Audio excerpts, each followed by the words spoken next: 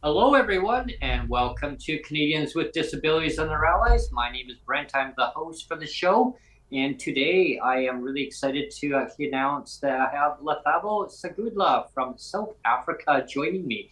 Now, the Lethabo is way in South Africa. I'm on the west coast of Canada, British Columbia, and so not a hop, skip, and a jump across the pond. I'm quite a ways away from you, but welcome, sir. It's a great pleasure having you on my show today. Yeah, thanks, Brent, for welcoming me into the group. Into the I can create a group though because we are three guys though. we're global today. We've gone global. We're global. Yeah. Yeah. Anywhere around the world right now, you're watching the live segment with me and Lethabo on, and welcome. Sir, it's wonderful having you join us on this great podcast that we do on a regular basis, and having people on here with lived experience or people with disabilities, or someone that you know has a disability. And for you, sir, I'd like to know a little bit more about Lethabo and what kind of disabilities that affect your life. If you want to dive into talking about yourself or anything that you're going through in your part of the world. Okay. I will start by saying good evening and good morning to you guys. Good evening. Good morning.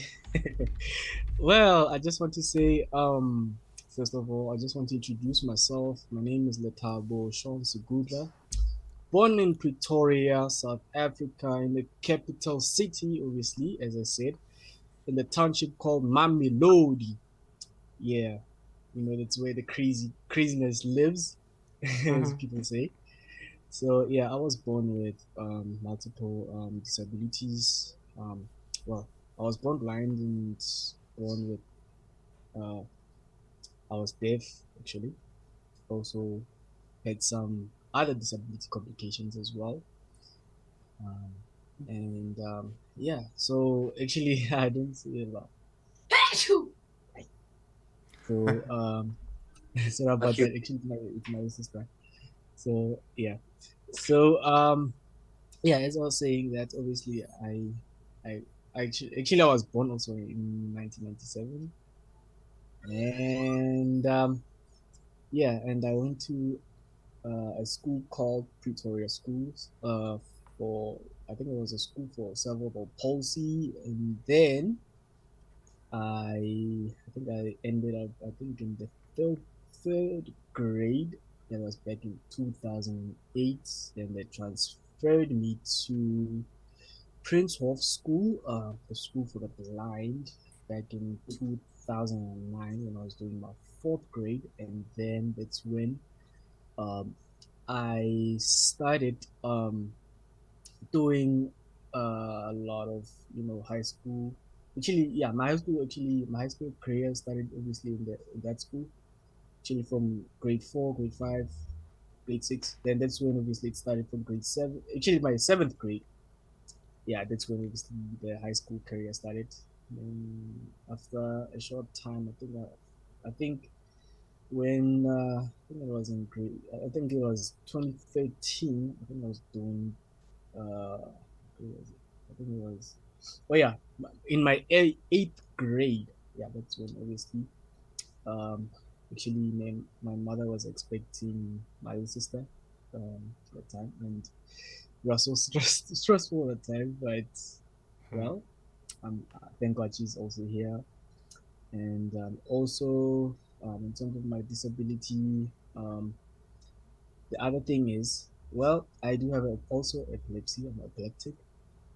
Um, that's one thing I can really say on that, because to people, I don't usually say much. I just only talk about my blindness and how it became to be that I am visually impaired. And yeah, because usually I used to go to churches when I was a toddler, and to be baptized there and pray for me and all that stuff. But unfortunately, it didn't work, and I broke my left arm, and I got burn marks as well on it. So obviously, that's when the operation started on my arm, and also my eyes as well to restore sight. But still, I still can't see far, so I just see close. So but right now, if people would ask me which screen reader I'm using, which is the Microsoft Narrator, so I'm using that. Okay. Other than that, I'm not using any other screen readers than Narrator itself. That's all about me, my Jimbos. Okay. Yeah, I was just gonna say it's kind of interesting. It feels like 6 degrees of separation because you're in Victoria in South Africa, and actually, it's not Victoria, Victoria. And it's your capital city, but it's also the capital city here in BC. And Brent lives in Victoria. Yeah. Okay. And I have cerebral palsy, and you went to a school with cerebral palsy, so it feels like 6 degrees of separation a little bit. Yeah, I'm in the capital city of British Columbia, Canada, and you're in the capital city of South Africa. Wow. But they're both Victoria, so there you go. 2 capitals. 2 capitals halfway around the world. Yeah, 2 capitals, though they collide. Yeah. Yeah. So Lethabo. I had Aaron Richmond on in some previous podcasts I've had on. Yeah, sure. So could you tell me how do you know Aaron Richmond? Wonderful person. We got him on here before, and because that's how you became connected to us, is through Aaron. Yeah. True. Yes. So that's another 6 degrees of separation, or what's the joke they have? 6 degrees of Kevin Bacon. Have you heard that joke? 6 degrees of Kevin Bacon. So just to answer that to you, Brent, I just want to say that firstly, when I met Aaron, there were several groups that I'm in with Aaron. So what I can say is like the thing is, actually I met him. There are like several groups that I am with him that I can mention, but one I will mention. Actually, there's one that I can mention, but there's another one that I can mention because it's under. So there's one that I can mention because it's under another organization called One Vision Movement, and which is the company that I'm working for, which is Hollywood Universe. It's under the same organization, and it's a global organization, obviously. And actually, I met him there, and well, we also work together. There's what you call a drama series that we do. It's called Lawbreakers, where he acts as a lawyer in that drama series, and that's when obviously I met him. And also the podcast that I did, that was back in November 2021, but I can't remember the exact date because that time it was fairly new to me, because I just collided with a guy on Facebook, and that's when obviously I started. We started to converse with each other, and then that's when obviously he invited me to his podcast, and well, after that, then he told me like, look, you have a radio voice, then why don't you try a radio station called UVC Radio? And then that's when we started like, okay, maybe I might try it, but even for now, I'm not ready as yet to go there because I mean, there's a lot of things that are happening there, because I mean, I've been listening to actually, there are two shows actually that I love the most, which is Tell It Like It Is and Extra Straight Talk. So it's just that I couldn't watch it. I mean, I couldn't listen to it this morning because it started a bit late. I think around 2 a.m. in the morning. At that time, I was going to bed. So yeah, so that's one thing I can say. And I'm also a radio DJ, a presenter actually. Um, yeah. So But do you don't know about me? Yeah. Do you do your you do a radio show yourself, don't you, or do you? I thought you told me that you yourself do a radio show, or is it just do you just do? You said you do some acting and voiceover stuff as well, right? Yeah. I do some voiceover acting as well. Let me neat. Yeah, let me just close the door because somebody just opened it. Yeah, so I do voiceover acting obviously as well. So I just forgot to mention that. Okay. Yeah, because a lot of people. Do you do any impersonations? Yeah. Say again? Do you do any impersonations? Yeah. People. Well, well, I can do much. Impersonations, I do it for fun. I don't do it on well, do it for us. Do it.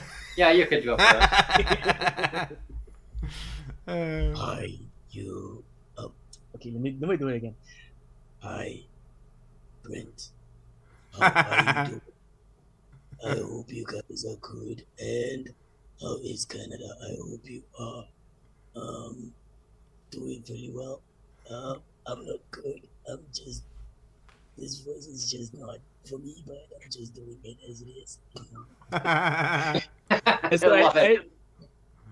Sounds like Oscar the Grouch, maybe. Yeah. I want cookie. Yeah. Yeah, so I do quite a lot of impersonations like for fun. Mm-hmm. But when it comes to acting, I just use my normal voice. I don't use any impersonations. But if they need any impersonations, obviously I would gladly do that. Because you're bigger than life anyway, so you don't need to fake it. Yeah, there you are. You said something. I guess that's how it ties into High Energy FM. Yeah, true. But with High Energy FM, I'm not too sure. I'm not too familiar with it because I haven't listened to it yet. It's just that I follow them on Twitter most times because I am on their community as well. But I haven't followed anything as yet because I haven't been on Twitter. I can say for 2 to 3 months since I have also set up my Twitter account on my laptop. Because I mean, it was quite I can say it's quite a process because sometimes it would get me a lot of trouble. Yes. Yeah, obviously when you're using a laptop or a computer, sometimes it just lose track of your information sometimes, but you have to tell it to remember the things that you just taught it the first time, Yeah. Tweet on the Twitter. Yeah.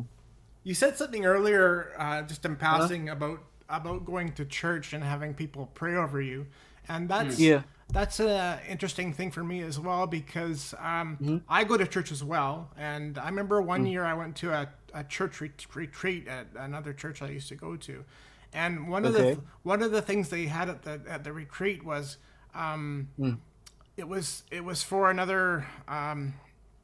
It was just for like they had these sessions where you could learn about certain things. So I went to this one session, and all of a sudden somebody came up to me and said, "Can I pray for you for healing? Like that you'll be like just spontaneously healed of your cerebral palsy," and that really kind of bothered me honestly. Because I had. My first wife, when I first met her, she took me to this other retreat that was in California, and it was run by a doctor. He was actually a medical doctor, and it was an interesting thing because it was basically a church for people with disabilities, or it was a ministry based. It was a ministry of people with disabilities, and the thing that was cool about him, his name was Dr. Ken Tittle, and he's actually passed away now. He ended up getting brain cancer, but the really cool thing about his ministry was, he really thought there was a big problem with churches that really put the emphasis on this idea that that you're broken, like you're somehow that disability is a sign of brokenness, and you needed to pray for that to be like. It's not to say that I don't believe that healing is possible, but he said the thing is that you should have it's basically healing on the outside, and that your disability shouldn't be seen as a weakness or a problem, because he said the thing about a lot of churches today is that they think, well, if you're not suddenly spontaneously healed, there must be something wrong with either my prayer for you, or there must be something wrong with me as a person, that somehow God doesn't see me worthy of being healed, or you know what I mean? And I know. And so that's just an interesting thing that I dealt with, because when, like I said, when I went to that other retreat where somebody just said, I need to pray over you, it was really awkward, because he said, get rid of your crutches and just start walking. And of course I can't do that, but he made me get up and just say, take your crutches away and start walking. And it was really, really awkward. Like, it's not like I said, it's not like I don't believe that healing is possible, but at the same time, I don't believe that God's going to heal me on the spot, because I believe that we all have disabilities for a reason, and it's kind of part of our journey. True.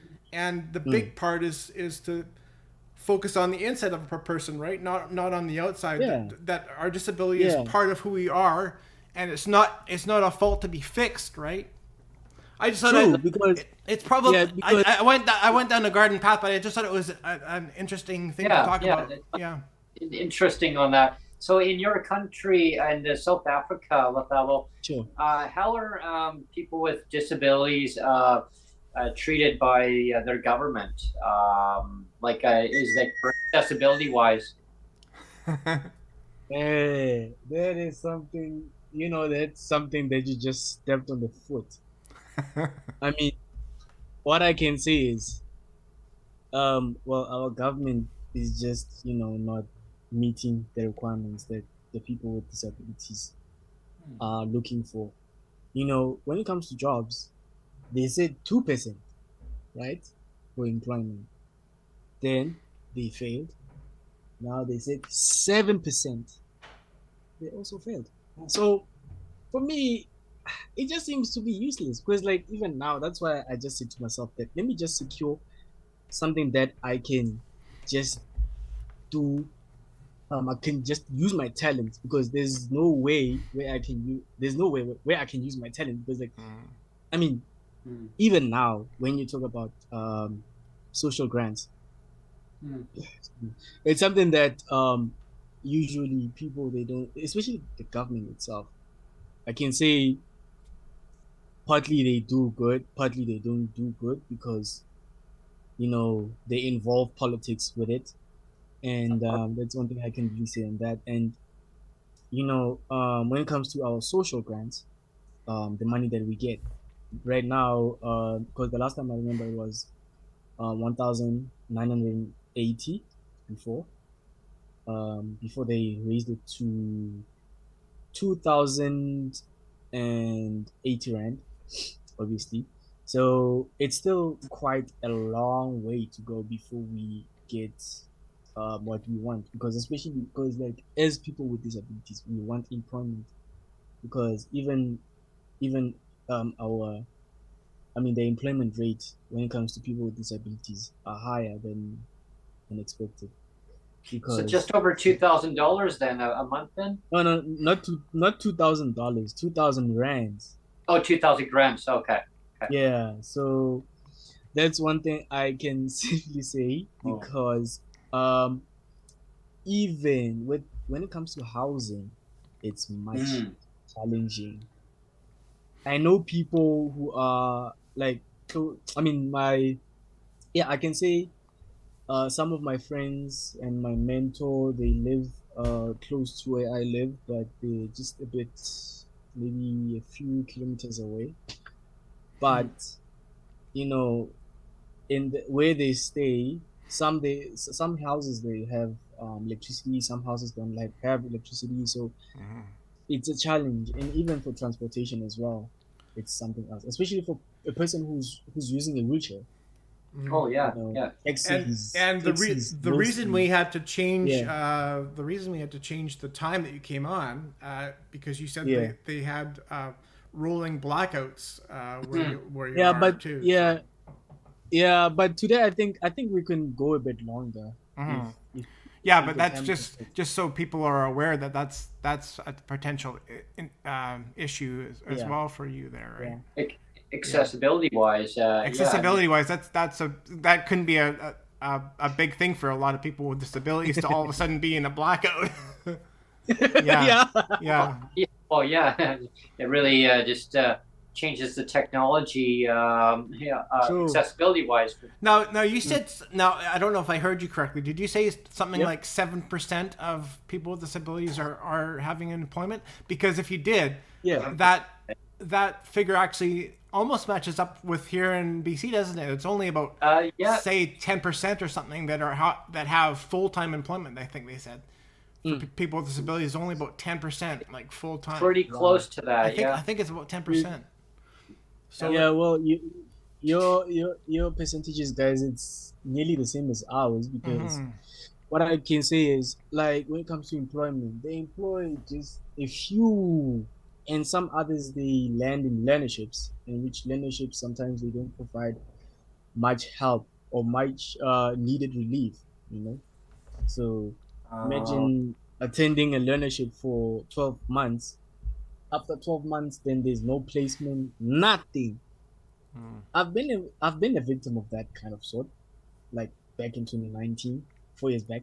So I mean, imagine starting a learnership in January and all of a sudden, okay, come December the same year, then they don't even say to you that okay guys, you'll get jobs or whatever whatsoever. It's something that they just don't do, and with another what you call another program that I was in last year. It was supposed to be, I think, a 4-month program, but they extended it because of they were not paying the way they were supposed to, and there was like controversies when it comes to that, and but first month when we started, okay, they paid 4,500 rand. There was the starting amount what they had done paid, and then the second month they did that, but the third month that's when obviously problem started. And when it comes to other things, okay, fine. They wanted us to buy like refurbished laptops, which is this one that I'm using. And when it comes to stuff like that, they don't even offer support for people with disabilities. And I told them that so they expect they expect you to buy yeah, all the stuff and then maybe you'll get a job from it, right? It's like right. buy all this true, stuff and then but maybe we'll give you a job. Is that right? Do I have yeah, that right? well, yeah. So Yeah. when I bought it, Oh, okay, geez. fine, it was Yeah. working well, but it needed to be set up with a Wi-Fi what you call this, a Wi-Fi card and all that stuff, but I didn't have that. It's when obviously I was just so stressed out, so I had to use what you call this, I had to use an Ethernet cable, and sometimes you wouldn't even find that. And also not forgetting that they have to like give us some support when it comes to that, but they didn't. And that's something Yeah. that they didn't even do, because I mean, it's something that when you say someone has to buy something, and then you Yeah. have to give support, like technical support, because at least just to make the laptop run smoothly, like optimize the software and all that stuff, but they didn't do that, And one lecturer told us having the assistant to help you, I mean, with that, yeah, the adaptiveness, like it's accommodate you. Yeah, it's interesting because I don't know if you remember, Brent. It wasn't that long ago where even here in BC, we kind of had, for lack of a better term, we kind of had kind of sweatshop things set up for people with disabilities. Remember, it was only a few years ago where they had programs for people with disabilities where you could have them kind of do assembly line work that was really simple, and they would pay them I think it was like $6 an hour or something. That's right. To put things in bags or something like that, like some really repetitive kind of assembly line work where they're just kind of putting things in bags or whatever. I don't know, like some really simple kind of repetitive assembly line stuff, and it was basically a sweatshop thing for people with disabilities. And then they kind of said, well, maybe this isn't the best look. And so they closed them down, which is a good thing, because you're kind of devaluing a person when you say, well, this person's only worth $6 of doing a repetitive like work that nobody else will want to do, They said, well, so the government was supporting these things, and then I think they've kind of walked back a lot from that type of thing. But it wasn't that long ago. It was only like a few years ago they were doing that. Yeah, it's all about policies, right? It's choices, policies, and decision making. That I find a lot of the stuff is PR, PR announcements, right? And it's whatever makes the governments look good, right? But at the same time, as governments around the world, they have to work with the person with disability, like give them the adaptive equipment that helps them in whatever they may want to do, or to better assist them and work with their disability, because adaptive equipment or any kind of system that is in place, it's part of who they are, right? It's who their identity is, who they are, and recognize them rather than just kind of shutting it off, going, okay, it's not they're a burden to society, not our problem, right? I don't know, like, how is that in South Africa? Like, do you feel that sometimes maybe or maybe not, how the government looks at that for you?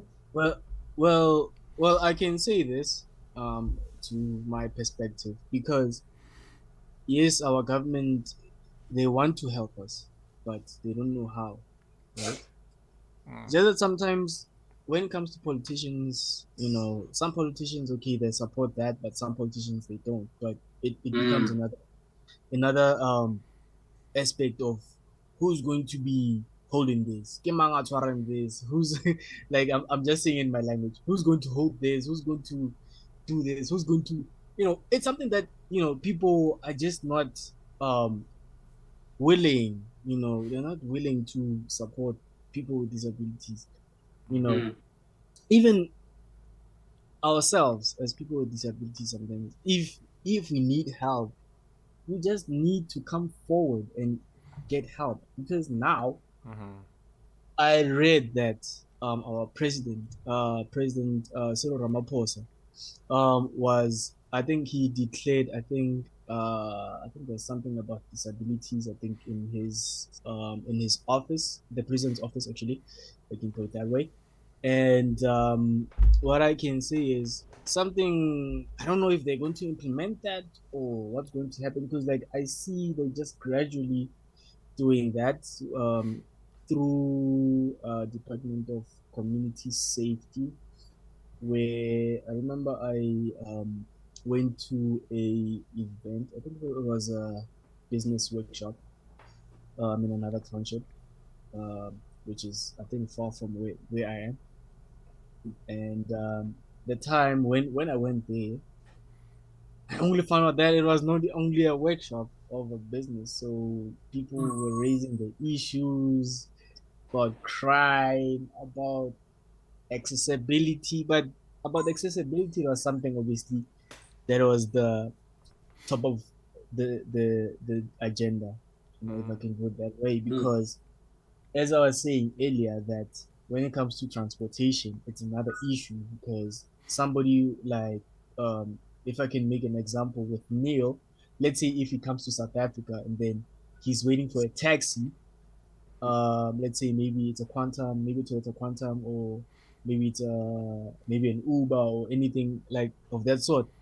Then if you have to get in, they will just say no, no, no, no, we can't take people with wheelchairs, and which is not good. And sometimes when we arrange meetings or events, we make sure we um also invite people who owns taxis, taxi owners, and taxi associations, but they never pitch up. They never pitch up. That's one thing I know for sure. Yeah. Wow.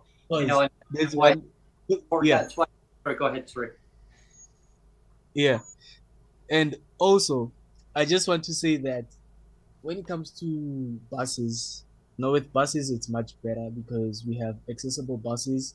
Like I can say, the buses that we have, we use municipal buses most of the time. Like when we go to events, let's say if we go to Easteris or we go to Social Move, we go to like anywhere in Pretoria, we use only municipal buses.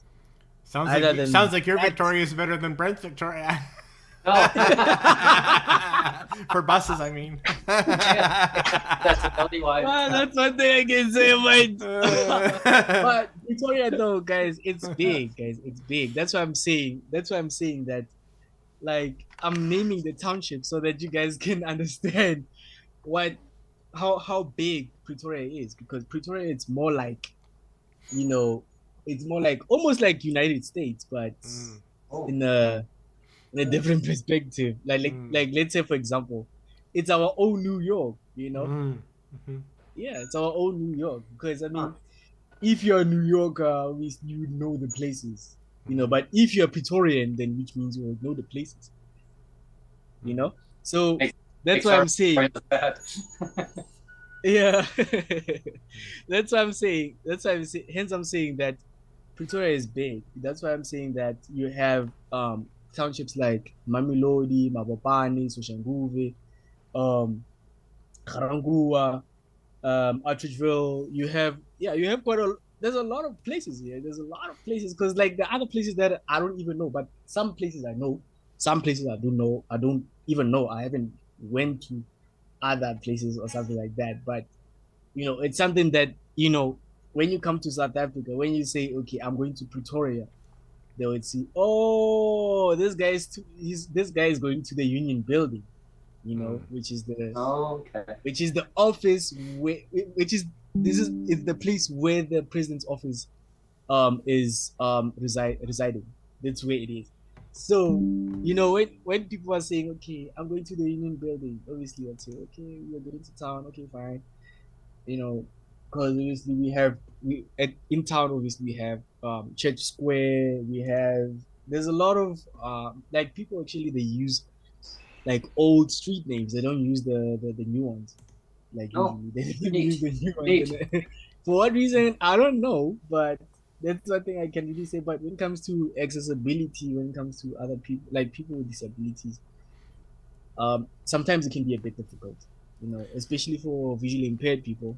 Even for myself, I don't use a cane. Like, for people, if they would ask me, okay, do I use a cane? It's like, okay, no, I don't use a cane, because, I mean, I had to inquire to the South African Guide Dogs Association about it.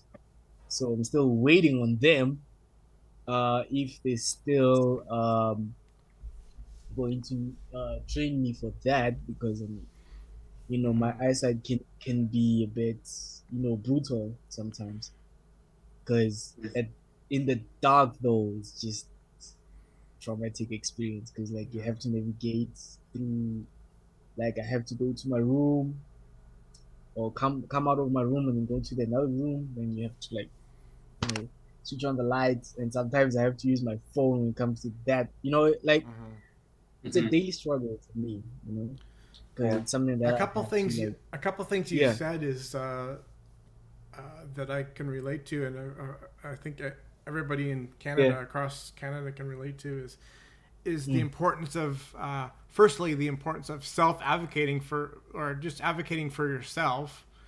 Sure. You know, because I think you made a reference that, you know, that government sometimes doesn't know what to do, right? So Yeah, true. The onus is on the person with the disability to step forward and start advocating for themselves, for herself, for himself. And yeah. I mean, I've always done it, but the thing about employment too is, the other thing is that doesn't get enough airplay, I think, is the, you know, for people that do get employed that have disabilities, there's a lot of retention there. There's a lot of loyalty, like employee loyalty from people with disabilities, where, like, it was the same for me too. Like when I got my first big job with working for the provincial government, like, I was super loyal to them. Like, I wanted to do the very best that I could, and you know, they were really good to me, and so I wanted to be really good to them.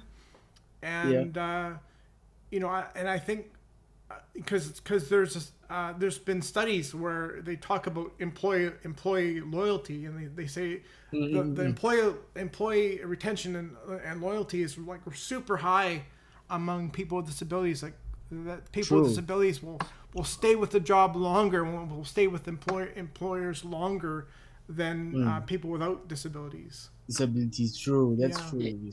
And you know, with the having adaptive equipment and working with the employee in a company, rather than just saying, like, one size fits all for you know, say, oh well, people with disabilities, you know, this is one size. Well, no, you have to work with the individual, because their needs are maybe different than another person with a disability.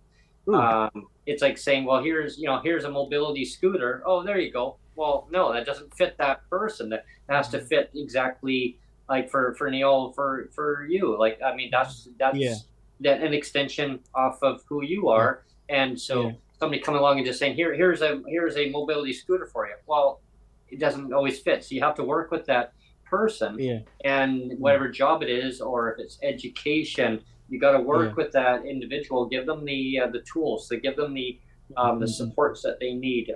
If it comes down to anything in life, you have to work with the situation. And then, you know, like, self-advocating is so important, to stand up for what you believe in and for what you want to see changed. But I also think it's important to really have that open dialogue with your employer too. Like, like, whenever I had job interviews, for example, like, I would always like fully disclose the nature of my disability and exactly what I could and could not do. And I made sure, like, I don't know if it's the same in with you in South Africa, but here there's this kind of unspoken thing where employers can't ask during an interview, they can't ask you anything about your disability, because that's considered discriminatory. So unless I, as a person with a disability, fully disclose on my own, the employer can't ask anything. So, and I think that's kind of doing everybody a disservice. If I don't disclose and then the employer doesn't ask about it, then we're both going to walk away from the table not knowing anything about what I can and cannot do, right? So I remember on an applications they used to say, you know, do you have a disability? You know, or are you a person with a disability? So that's why we're kind of wondering, like, in South Africa, like, do they do that? Like, I mean, when I say do they do that, is that written on an application is that form? Common practice for just to answer that one, what I can say is sometimes it depends. It depends, because like, if you have to apply for a job, then it becomes another thing, because, like, you have to state on your resume that, okay, disability, you have to say, okay, my disability is this and this and this. But they would also say that you have to provide your what you call proof of disability. And sometimes you know, it's another thing. It requires a doctor's note or something. Yeah, it does. Oh, For an employment opportunity. Say again. For every employment opportunity, you have to give a doctor's authority on the nature Yeah, of. Oh, true. wow. Yeah. Oh, Yeah, oh wow. wow, because wow. you have to Oh, what you call this? You have to provide everything, every document that you have, like Hmm. um hmm. your doctor's appointment. I mean, your doctor's letter, your doctor's what you call note that you Hmm. have a disability. Because even for me, like I pro. I mean, if they say okay, fine, you have to like if you have to apply, you have to bring this and this and this and this. And also Wow. they also I can say they also say to you that okay, fine, you have to attach your proof of disability. And sometimes, well, for me, I do, Is that only? but Can I clarify yeah, that? Is that only for employment opportunities that are are targeted for people with disabilities, or is that for any employment? actually, any For employment, For any any employment any, employment? is not just for, wow. Oh, yeah, wow. Okay. yeah, because even for learnerships, it applies to that as well Hmm. because they want to know this person is he or she does this person have a disability or not, because that's how the the regulation itself says. Because I mean, So if Lethabo, so you yeah, have to basically prove that you have a disability for them to yeah, accommodate.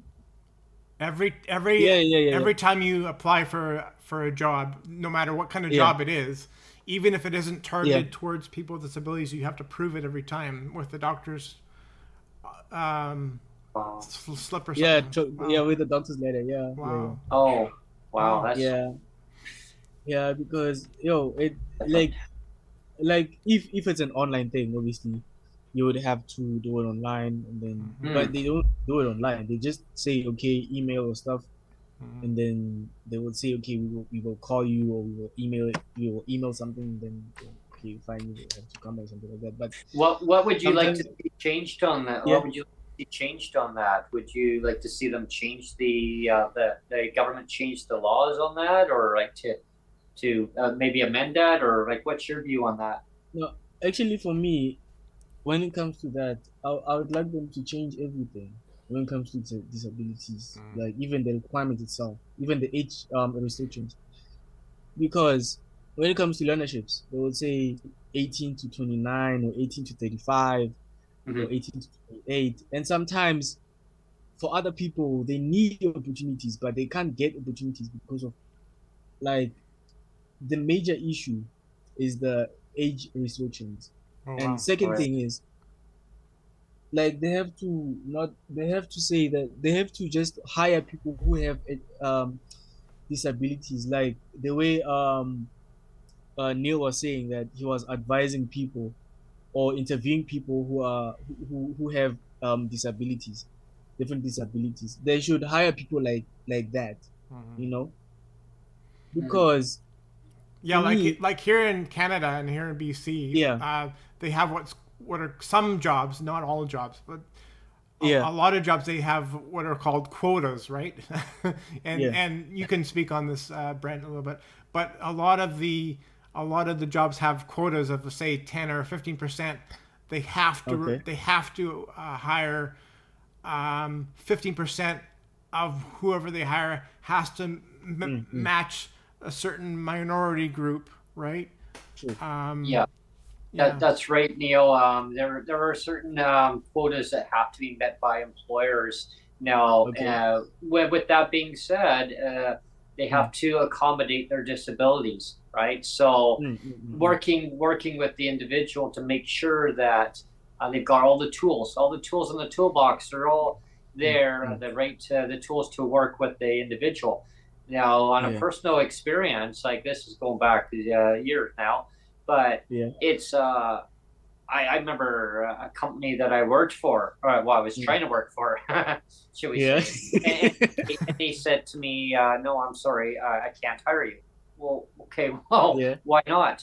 Oh, well, because your disability is going to get in the way, and it's going to slow down the productivity with our corporation. So, unfortunately, I don't think you'd be a good fit with our corporation.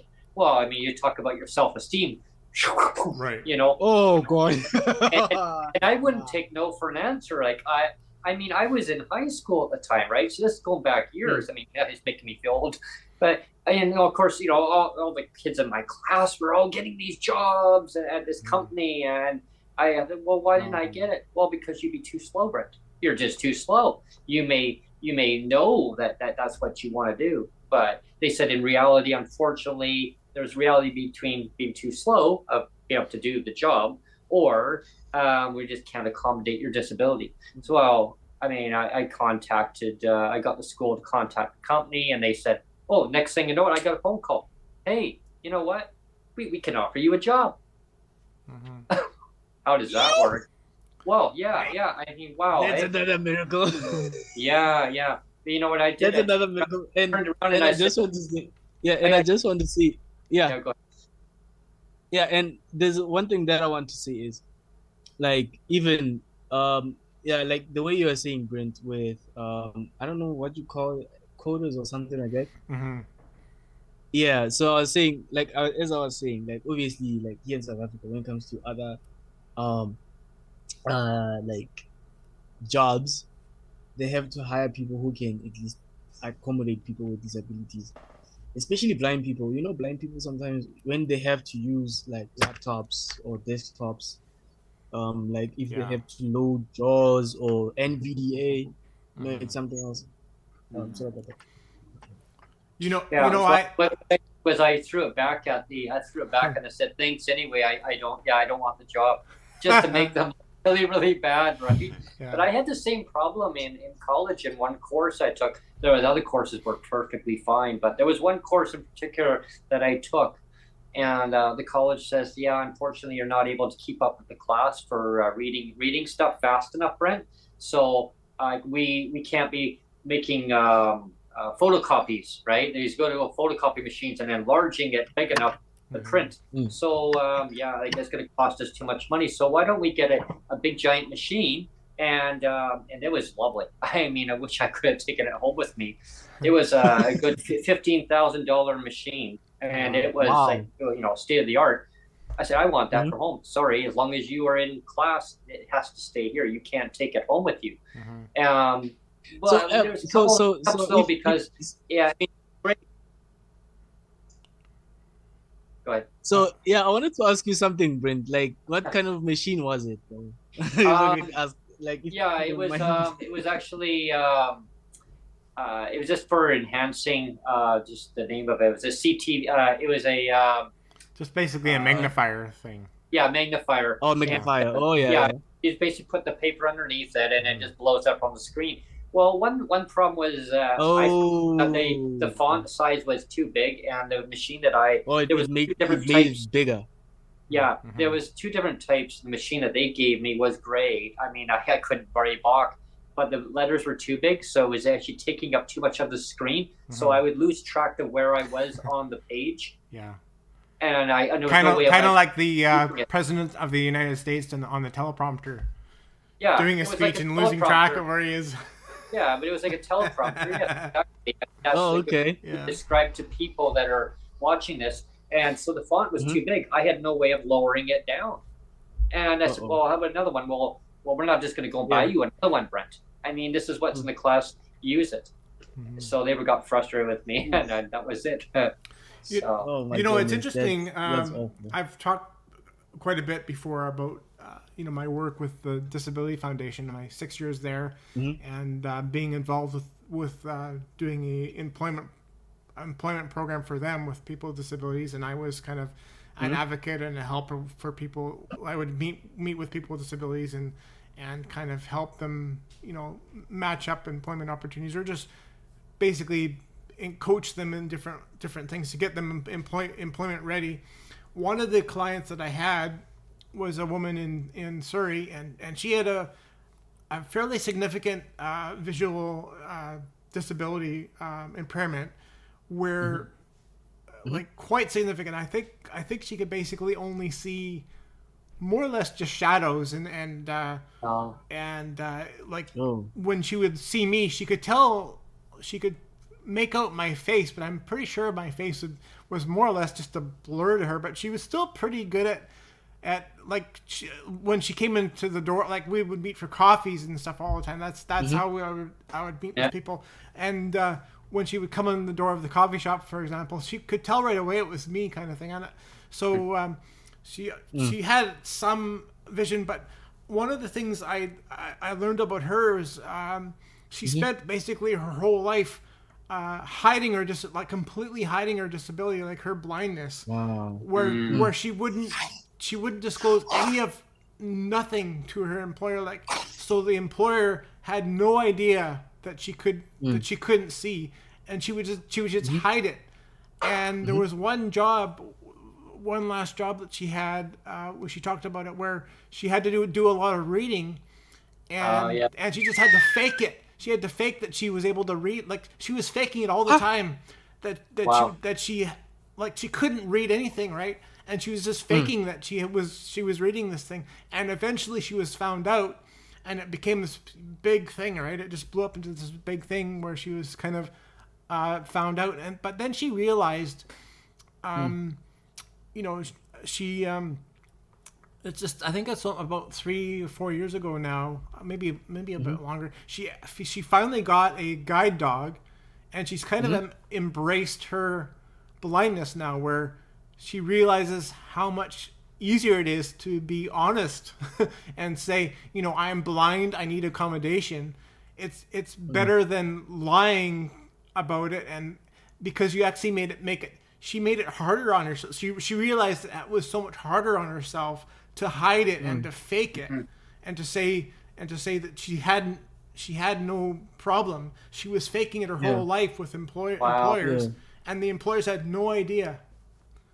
Yeah, and it's all about accommodating, and some people will say, they could say, well, from what I hear in the community, is about acceptance.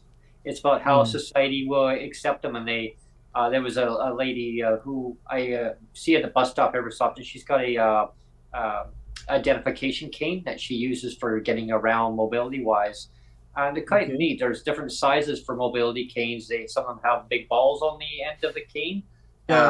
Helps them to navigate. And so I was talking to her about the exact same topic one day, about acceptance in the community, about transit, about accessibility wise.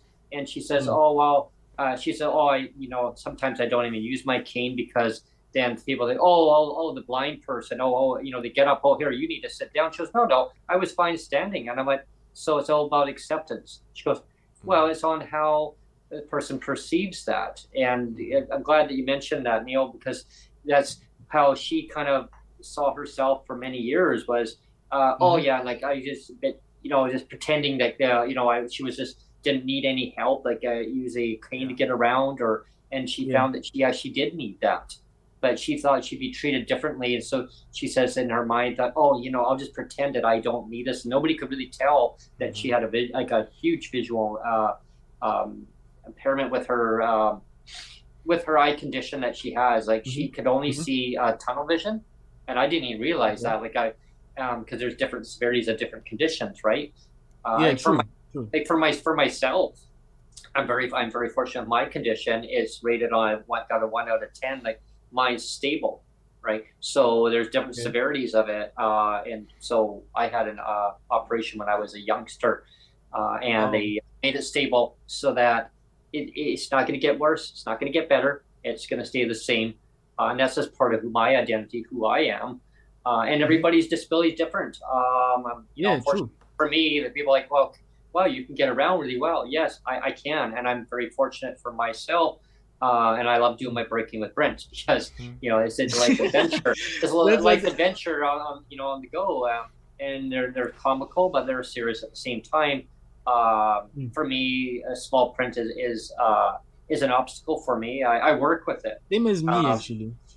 Yeah, I work with it every day, and like there's different fonts that I just cannot blow up, and I'm like, oh, So for me, I don't know, maybe you can describe for yourself too. What works good is for me, if I can't blow something up, I get major eye strain if I have to read it for a period of time, because the contrast of the screen. So I use a text to voice, and I find it's actually really, really useful.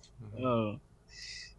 Well, okay, for me, I can really say that, yeah, I use a screen reader, as I said, narrator screen reader, which is a Windows thing, obviously, comes with Windows, obviously.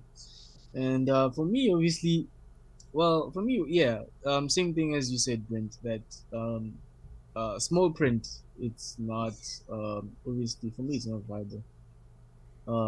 That's one thing I can say on that, because sometimes you just have to like say that, let's say for example, maybe you want to use let's say for example, if you're using a laptop or desktop, then you have to use like JAWS, or you have to use NVDA. And most of the time, like when I'm on WhatsApp, I could hear people saying, okay, my NVDA is like this and this and this, my JAWS is like this and this and this and this. But I've never heard people talking about narrator, because I mean, because when you buy a laptop, sometimes you get narrator, and you just get used to it, But for me, I just think that narrator, for me, it's a good one. And well, text to speech, I've never used it. Maybe I might try that, but it's something that I might maybe research about it first before I use it, because I mean, I don't know much about it. But also, I think Windows, it does have text to speech feature, but I haven't used it yet. And obviously, yeah, when it comes to like mobility, obviously, like I can move around, but sometimes my condition obviously can deteriorate a bit just for a while, and then after that, then it becomes something else. Like I might feel like, okay, I might need maybe some mobility training. Even now, I'm still craving for some mobility training even now, because I mean, because like now it's nighttime, and sometimes obviously when it's dark, then it's just pitch black for me. Like I can't really see that much, because obviously they have, like, I know for some people who say, okay, they are night blind, it's either they have a condition called RP, which is, yeah, which is something that obviously they should have diagnosed me with, but I don't know what happened, because they just said, okay, low vision or poor vision, but they didn't say I have RP, because obviously if I had RP or something else. But for other people, I mean, for people sometimes, like for me, even they just said, okay, you can't wear glasses. It's like, okay, but for me, it's kind of scary, because I mean, I use my laptop quite a lot, and well, for sure. Yeah, I use my phone, I use my laptop quite a lot these days, So for me, though, it's just something else.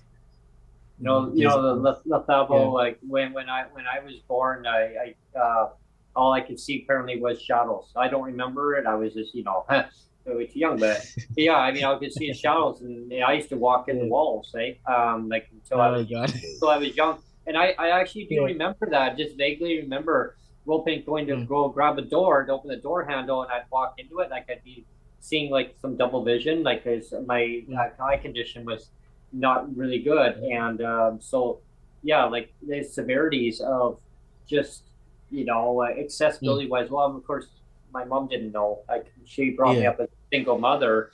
And so she knew like there was serious problems, and I'd complain like, well, why is there two doors? Which door do I go through? And she's like, well, there was only one door, Brent. And I'm like, oh, okay. So I guess I picked the right one or the left one. She goes, oh, geez, like so it's like double vision, right?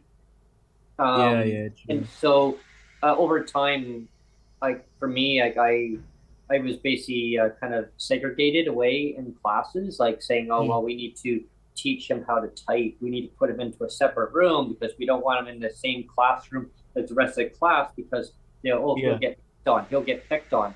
And I remember hearing from a distance class, well, why can't he be in here with us? And, and that's just how, unfortunately, our education system was way back when. And nothing's really changed a lot. Yeah. Like, it's about accommodating different people with disabilities especially like the autism spectrum. Wow. Like it's, and they're still fighting that part. They're fighting like visual impairment. People are blind.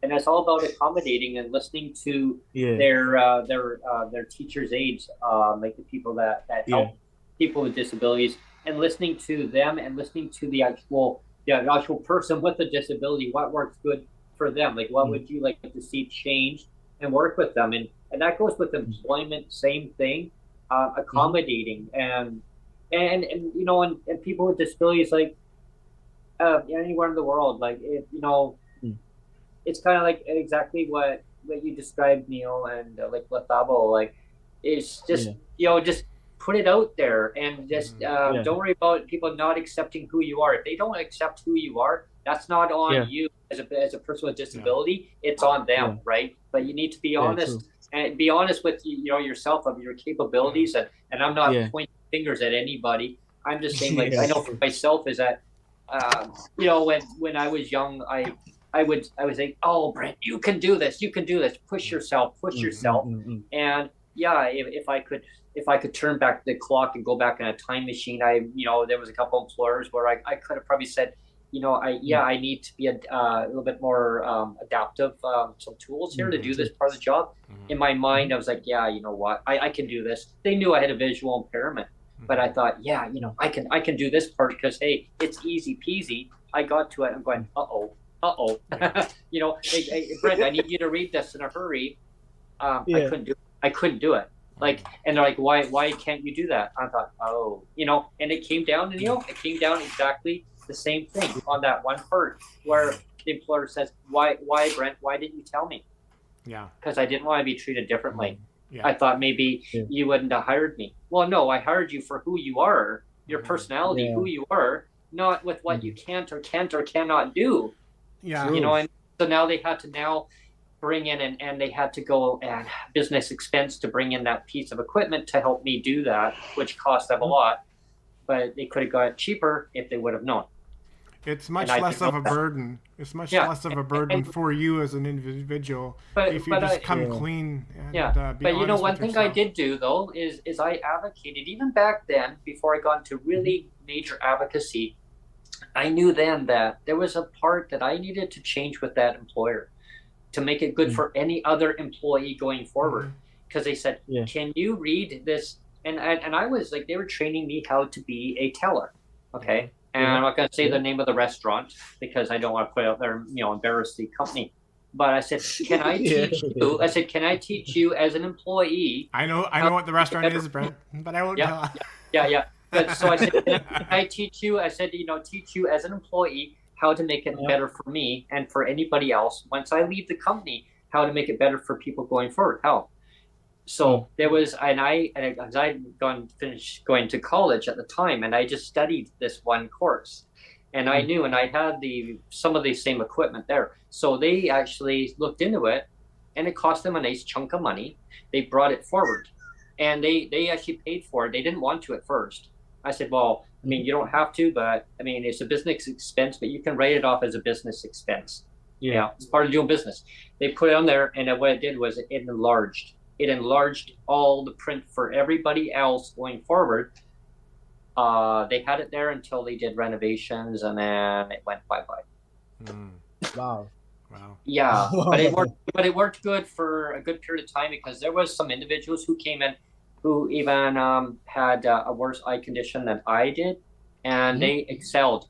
They moved their way up the ladder really quickly because they kept that piece of equipment. They remove the equipment.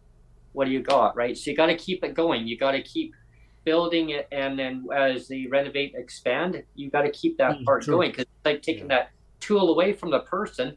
How do you want them to succeed? Give them a basic income.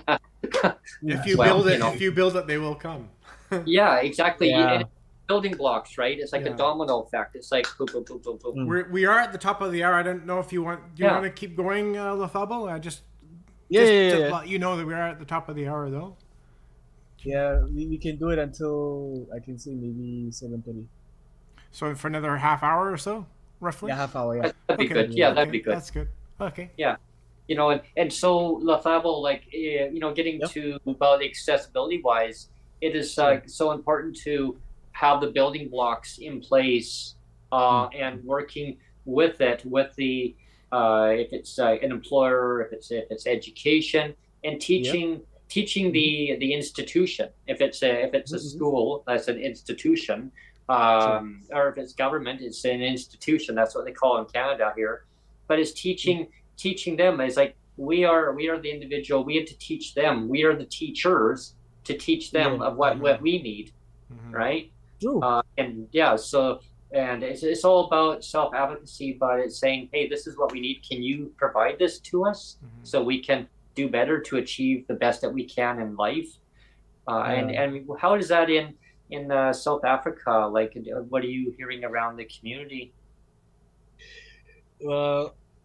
or cities, or communities, or Okay. in Well, for me in though. general? In general. Okay. Well, what I can say is like there's a lot of things that I do. Actually there's a organization that I just joined that I won't mention. Um, yeah, because I joined them when was it last year, back in September. I think on the 23rd or the 24th. I can't remember correctly. And yeah, so actually it's a organization which they usually do campaigns like different campaigns in schools. Also, that involves sport as well. Yeah, because like they also do. I remember they were invited to this other event. I think last year, obviously when I joined them, and they also invited me to their event. Actually, um, I think it was a men's conference. That's where I met a lot of people. I think the time it was a Sunday. Then obviously, I had to, meet a lot of people. I had to meet the executive there, you know, because there was a lot of things that were happening, and I had to help as well wherever I can, because it's also a daycare center there, because it's a center for like to help people with a lot of societal issues. Also, there's a daycare center as well there. You know, also, that's one thing I can really say on that. And there's another one that I just talked about earlier. So this one, it's more obviously of like a charity work where obviously they deal with the same stuff that I'm talking about now, but they are more different when it comes to that. Also, it includes entertainment as well, like what I do when it comes to voice over acting, radio presenting as well. Yeah, so it's one thing obviously for sure that I do. Um, Obviously it's one thing I So want to you just, do have you done like yeah. hosting jobs and stuff like that? Do you host events? No, I don't Oh, host okay. events. But No, it's not. there are No, those kind yeah, Maybe a radio show, eh? yeah. I do a radio show, yeah. Oh, there we go. We're doing one right Yeah. now. Yeah. But for me though, when I do a radio show, I just use your typical stuff like your different softwares. I used to use station playlist, but now since I can't use it because it has expired, because usually it was my favorite one because it's easy to use, and I still have the other one. I think it's what Radio Boss. I still have Virtual DJ, but Oh, that yeah. one, yeah. So I use those ones, but with the Virtual DJ actually needs a license to. I mean, it needs a license for me to do all my to do all my to do all my broadcasting stuff on it. So it needs that because I mean I don't have that, so I don't know where to find a correct version of it. So it's just the original one. So it needs me The to original format. yeah, So that's one thing it needs me to do. But well, when it comes to like having talent, obviously, like like as we do now, like podcasts. I mean, Yeah. I'm so inspired by a lot of podcasters, not just here in South Africa, because usually in South Africa I just only watch one podcaster, which is it's quite interesting, isn't it? You know, this one you don't have to listen to it. You can actually watch it too. Yeah. Yeah. Actually, I do watch it though. Yeah. That's the bonus part of it all. The audio or video. Do you like remember the ad that we did for you? We were doing the in September. Oh, that one. Do you remember the 25th day of September? I remember that one. We'll be dancing the night away. Yeah. And September 27th. My goodness, I still remember that. You know, it's like no, it's an April. It's like, you know, because I was just, you know, when the time when I entered, I was just so nervous, but I just thought, no, let me not be nervous about it. I mean, I'm going to. You just be yourself, you know. I did so I just thought, this thing is just a light. It's just a light thing. It's not going to be something invasive. The first time that I did the podcast, right? I was like, oh, you know, it's like, yeah, can I do this? Can I do this? Yeah, no, yeah, sure you can. You just be yourself and same as on the radio, right? I phone into local radio stations quite a bit, and they know who I am and they know how much time it's going to take me to ask a question. And usually, if they put me on, they go, okay, you got 30 seconds, go, and I'm like. And that's hard to do. That's hard to do. Oh, you know, sometimes you know, Brent. Actually, I need to if I get back on radio, I need to invite you in. You know? Yeah, for sure. No, I'd love that. I need to get your number on WhatsApp and then we'll do a crossover show.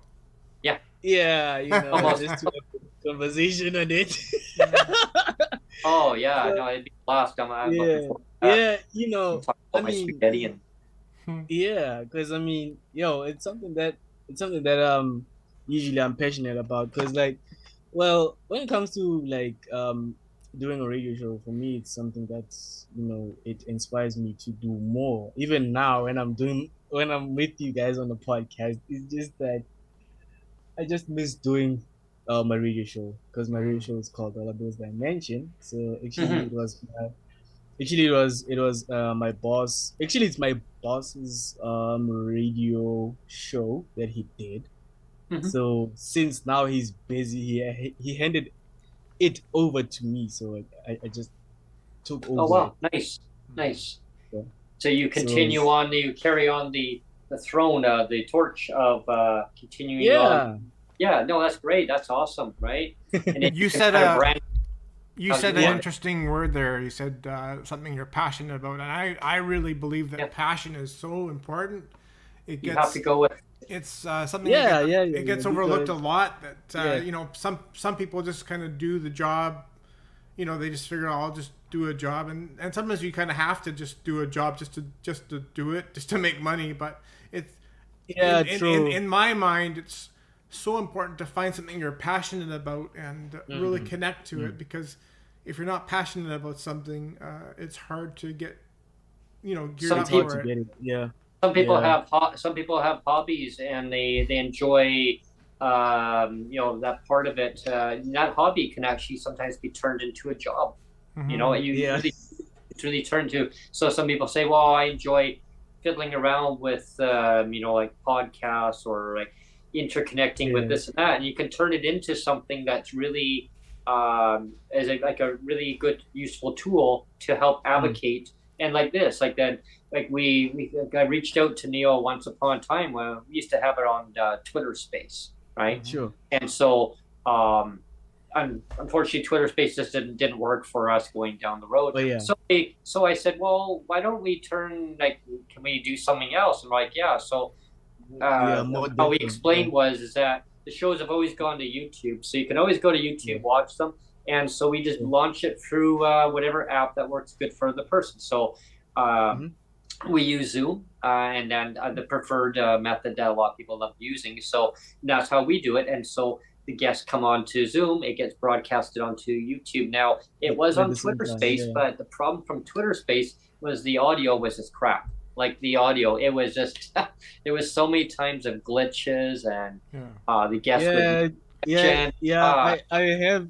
Well, I have experienced something like that before. I remember I was also on Twitter Space when they invited me on Twitter Space, but well, for me it was something that I was not even used to, because I mean Twitter Space is not, it's not the kind of platform that I would use. Usually Zoom or Microsoft Teams. That's the one. Those are the platforms that I might use to get attention or center of attention to that. You know, because I mean, even for me myself, I can really say that you know, using Zoom, I see it as as an accessible thing to do. You know, just that now I haven't switched on my data, but it's still accessible, you know, without using that. But you know, sometimes when you have to use it, like if I can just you know, when like say for example, if I'm going to do it like this, like if I switch it on now, it's just going to do something. Like if you would hear it, like it would just, you know, like maybe just I can say that it's going to interfere with whatever it is here, you know. Yeah. That's like you know, exactly a good point on that. Like you can actually do other stuff in the background with it, but will it interfere with the broadcasting of what you're doing?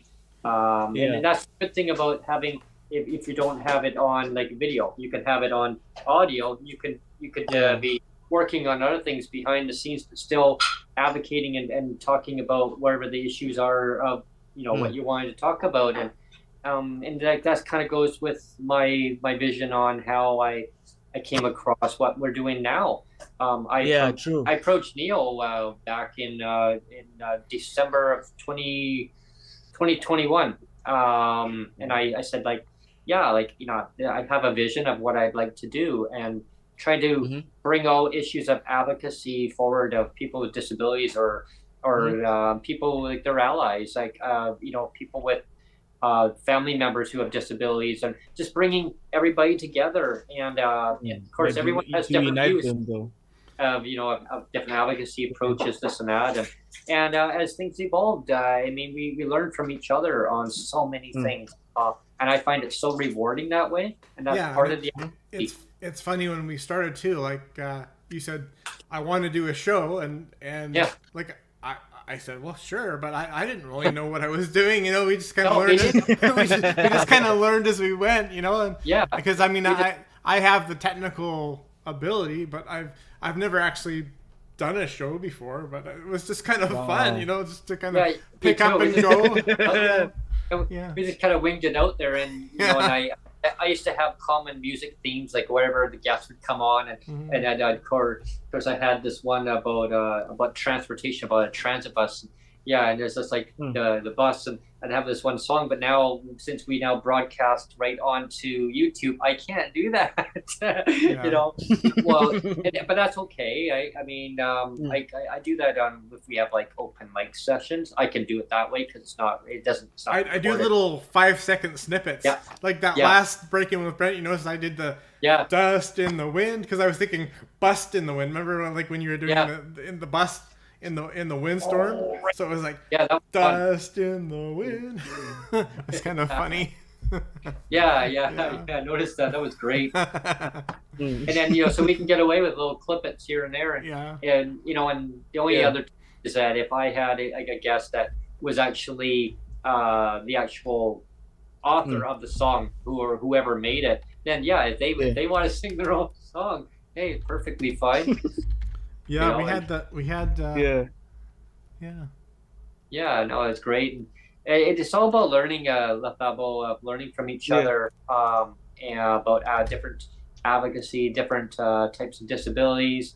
I guess there was definitely something else I was going to mention about. Well, you mentioned about transportation, which is one of my top parts of advocacy too. Is about accessibility wise. So do they with the provide the transit there? Is it really like how frequent are the buses there? And like, do you have like bus passes or do you pay cash fare? How does that work? Like, is it subsidized for Uh, people with disabilities? Do they have the subsidized fare or something? Yeah, like, do they have a like a pass at all or? well, it depends. It depends because usually I don't use a bus like normally. I only use it when we go to events because when we go to events, obviously it becomes more. It becomes much less than when you are doing it individually. Oh yeah, You know, yeah, it becomes more. a flat rate. Um, yeah. Yeah, so it becomes more or less than before because, like, let's say for example, you come to South Africa and then okay, you say that okay, you want to use a transportation of that sort, then it's something else that you have to figure out, like how will you use the transportation? Like for example, if you come to Pretoria, you would get a bus that's branded City of Tshwane. You would get that, and those buses though are much accessible when it comes to wheelchairs. It is accessible. The flooring, it's lower than your standard typical buses. Hmm. I mean, like when it comes to buses though, like the accessibility, it is 100%. But when it comes to taxis, ooh, Oh, yeah. it's something else. Yeah. It is something else. So that's one thing I can really say on that. We only have Excellent about question. 10 minutes left. I when we kind Yeah. of just brushed over this really fast. I don't know if we have enough time, but I wanted to get back to if there is any kind of social housing in South Africa. Do you have any subsidized housing for people with disabilities, or how does the housing work over That's a there? good question. Well, when it comes to social housing, I don't have any info about it because that is one thing that I'm not too sure about, but the only thing that I know is like when it comes to financial aid, that's one thing I know for sure. But when it comes to financial housing, I'm not too sure about it because I'm not familiar with it. Okay. I don't have a friend who is benefiting from like financial housing or something. I mean, from social housing or something like that. So for the most part, you think Yeah. most people with disabilities kind of just make do with market housing and basically live with family or whatever, or make do with what they however they can make out, right? Yeah, it is a Yeah, huge financialization in the market housing, Mm-hmm. indeed. yeah, true. It'd be interesting, to maybe do another segment with you on that. What coming Okay. up, Mm-hmm. and I'd like to talk more about housing stuff. I'd Yeah. be intrigued to hear and talk about the transportation and the housing and Okay. accessibility. Mm-hmm. Yeah, definitely. Was there any Yeah. questions that Part two anyone on? will come soon. Just a lot of people saying, yeah, they're just sitting back and enjoying the conversation. Not a lot of Oh, questions, oh, good. Okay. but but yeah, Oh, it seems like everybody's enjoying themselves. So oh no, that's yeah. great. I mean, anyone watching live now, I mean, it's I'm glad you're enjoying our segment with Lethabo, and I'm gonna have Lethabo if Lethabo wants to come on, if you want to come back as another segment, and we'll be Mm-hmm. more happy. Yeah. Yeah, Yeah, it's always nice to go global. it is. It is. Reaching out to South Africa. I mean, wow. I mean, we started out Lethabo as just within Canada, and then Yeah. I realize it's not just within Canada. This Mm. affects all the way around the Mm-hmm. whole Yeah, true. global. I mean, it's not just within Canada. Okay, well, no, it's the people here. Now that's it. No, it affects Mm. everybody's lives around the world. Yeah, true. Reaching out beyond the stars Mm-hmm. around the world. Mm. Bring everybody in. Touching me, touching you. Touching hands, reaching Yeah, out, reaching hands, out, touching hands, reaching out. out. Yeah.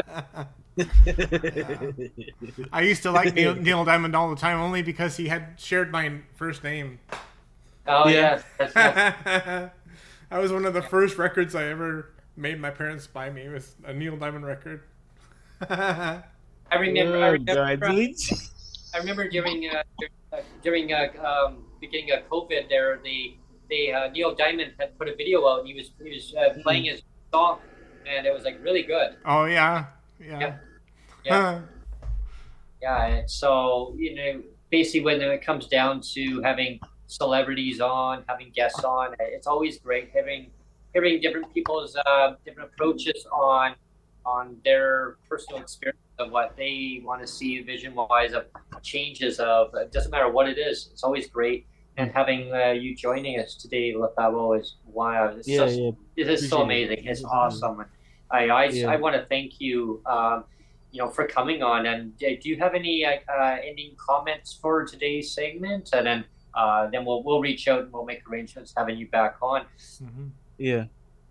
Well, for me, my comment is I just want to say that thanks to everyone who was live streaming it all over the world, including here in Africa, but I don't know if they are. But just want to say that. Actually, I just want to say it in my language, then I will translate it after. Just want to say, obviously for this live stream. So I just want to say that I love everybody else, who was watching it around the world, and it's something that we have to unpack, when it comes to different disabilities, whether it's cerebral palsy, if it is blindness or any other disabilities. We have to at least do it in the rightful manner, and to let people know that we still are we still also motivated with what we do. And thank you very much on that. Nicely said. I couldn't even said it any better than that. Yeah. I mean, there's so many people that have different types of different disabilities. They're either born with disability, they're going to develop more disabilities in their life, and as they get older, it's going to amplify. But working with the disability and having the tools, that are there, either financial aids that are going to help that person, or physical, and or both. Like, I mean, it's not actually you say or both. Like, I mean, it's all in one, right? And having invisible disabilities too. Like, there's people who have invisible disabilities. They'll say, true, I feel like perfectly fine. Really? Are you that person? So that'll be another thing that we'll dive into on the next segment for sure. For sure. I guess on my closing statement, before I pass it over to Neil, is learning from other self-advocates with people with disabilities. They're being blind or visually impaired, partially sighted. There's so many different ways of the terminology on how it's worded. True. Without singling out people, it's all about awareness of working with that individual, working with the community at large, and not just one size fits all. You have to you have to basically accommodate in so many ways, and understanding of maybe the severity of their disability, if it's visual impairment, if it's blind or partially sighted. Can we work with that individual based on whatever it may be? Yes, no. I mean, it depends on that person, right? So, and just understanding of what they're going through. Of do they need a service dog? Do they need a identification cane? How tall are they? How high is that cane need to be based on their height? So, and I've learned a lot of that is go on, because I have an identification cane. And there's areas where I should be using it more. Shame. Right? There's areas where it's perfectly fine, but I do carry it with me. When I'm on one of my Breaking with Brent segments, if I'm on a bus, because if I'm in a busy intersection, like a lot of traffic, and it says beep beep, like the sign, the walk signal says bloop bloop bloop bloop, walk, right? Yeah. I should be getting it out and putting it out there. Whoa, hey, well, hang on. It's like, get my stick. Did I tell you about that one time that it was in the middle of a snowstorm, and there was lots of snow on. This was like quite a few years ago, but I was in the middle of the snowstorm, and there was lots of snow on the ground, and it was also back when I lived in Burnaby, and it was a major intersection, and I was crossing the street, and all of a sudden I just went splat I was on crutches, and I was like splat, like flat on the ground, all the snow and ice and everything, and all these cars, they didn't stop. They just went, started to drive around me, and finally there was one guy with a car that got out of his car, and he started honking. He got out of his car and was like getting me up, like standing me up. And I got out of the way, but all these cars, there was probably 6 or 7 cars that were driving around me before this guy was got really mad. He's honking. He's like, stop! And he got out of his car and he's getting me off the ground. It was crazy. I couldn't believe it. I remember a time in a snowstorm. It was in Nanaimo, and it was so thick snow. I'm just booting along. You couldn't even see the sidewalks. Because it was so full of snow, you couldn't see. The road was literally covered and in the same height as the sidewalk was. So it looked like it was straight across. So you didn't know when it was going to drop off. Also, just walk along, also just whoosh right onto the road. And guess what? I went. It was like the sled myself, right?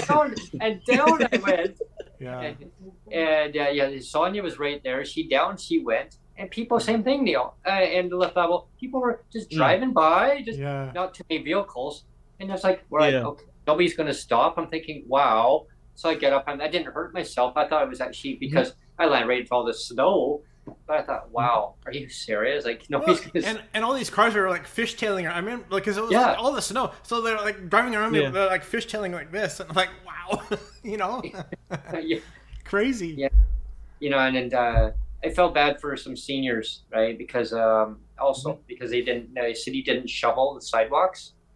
And that's really bad about snow around the bus awnings. Of course, the word shelter.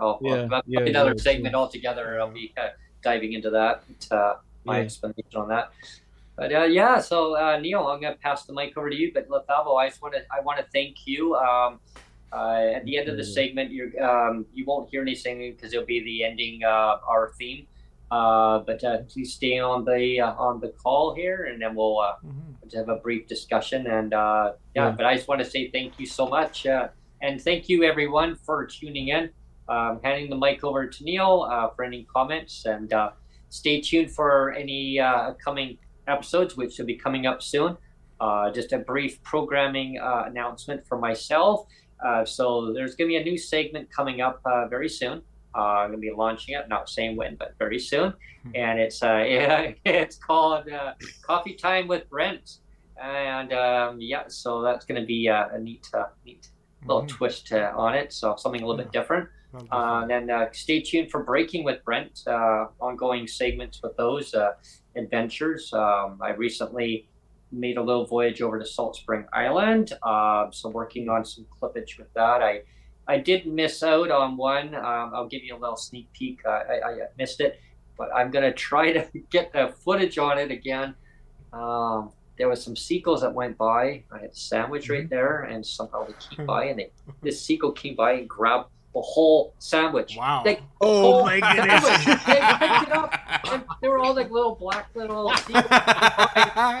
And then this monster seagull, this white one. Wow. I'm like, what? This was the Mother Nature one. Okay, he just came in. It's huge. Came in, grabbed it in its mouth. Wow. And I didn't have time to grab it and film. I was like, oh man. So he goes, why didn't you film it?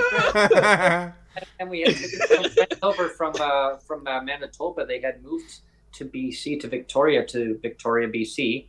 They're going to be moving back to Manitoba in September. So they have never gone to Salt Spring. So we took them over. They were just laughing And I said to them at the time, this would have been a great Breaking with Brent. So I'm going to try to recap that segment a little bit when I can. A recreation. Yes. Okay, yeah. I got other footage. I'm going to put it with it. But you would have everybody would have been just roaring laughing because the seagull just grabbed it, picked it up and started flying away with it. Yeah. Man. But so that's the upcoming segments with Breaking with Brent. The other upcoming guests. I love those segments though. Oh, I love those segments though. Like I watch them like almost every time when it comes out. Did you like the one on there was a bus journey and it just kept on going and all you see was the journey of the bus? That was yeah. And I also saw the other one where you what do you call this? When you said you got new glasses, I was like, hey, and these are my new glasses, eh? These are my new ones. I see that because that was the last one that I saw when you said that you got new glasses. I can't remember which optical store was it? Space Safe. New Look. Space Safe. Is it? Oh, the one before. The one before, yeah. Yeah. These are from New Look Eyewear. These are New Look Eyewear. Yeah, that's the one that I'm looking. I'm gonna look at getting them as a sponsor because they like to promote your glasses because hey, they fit great, they feel good, and the sun doesn't actually hurt my eyes now because now they got transitioned. So they always say don't look at the sun anyway, right? So which I never do, but. So we had a solar eclipse one time when I was a kid. And they're like, don't look at the sun. Yeah. But so I'm gonna pass the mic over to you, Neil. But stay tuned for upcoming guests. Subscribe to Neil's YouTube channel. Very important to keep up to date on all the upcoming segments of Breaking with Brent and the new segment of Coffee Time with Brent. Stay tuned for that. I'm not sure. We haven't really decided who our next guest is going to be yet, so it'll be a surprise because we haven't really nailed that down yet. So that's why everybody should subscribe and share and like the videos so you'll stay up to date. I just wanted to say it was a really good segment, Lethabo, to have you on. And yeah. One of the big takeaways for me, I think, is I think it's really important that we all advocate for ourselves as much as possible, and also just be honest with ourselves and our disability, and not try to hide our disability, because I think if you try to hide it, it's can be more of a burden, more of an issue for you as a person to have to carry that and just try to hide it. I don't think that's very healthy. So it's much better to be honest with yourself and just be upfront and honest. Yeah. But yeah, it was a great segment. So thanks everyone. Yeah. Great. Thank you everyone for tuning in, and for anyone who's actually had sent me some messages before we sign off here about calling in to the show. That's going to be something that's going to be coming up soon. So stay tuned. Have to figure out just a couple technical issues regarding something with it. So once that's done, that's going to be really exciting. That's going to be awesome as a huge add-on to our show. Yeah, so looking forward to that. Okay, fun times. Thank you everyone for tuning in. Thanks everyone. And, yep.